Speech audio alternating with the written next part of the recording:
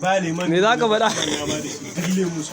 Ka ga yadda da hali ya kamar an tere mu. Malam me za ka faɗa game da wannan shayi?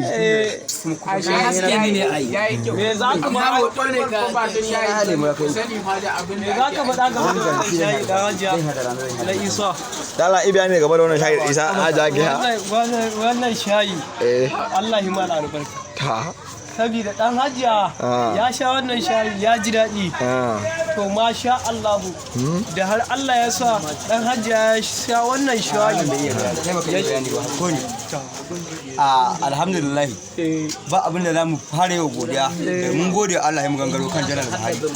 Kai Ka diba yanda a shagon ya fatu wallahi wani yana wasa da fiyalet, ka duba lemo fiyalet da hayi ƴaƴan masu kuɗi da hayi ka zaki a America ɗan shugaban ƙasar America ya hayi fiyalet, ɗan shugaban ƙasar China ya hayi fiyalet, to yau ga hidai a shagon ya fatu wallahi Masu kallon mu yau kun ga palace a hannun babban ya kuma talaka yana haya. Da haka ku same mu a channel YouTube channel NSK TV domin zanna mana subscribe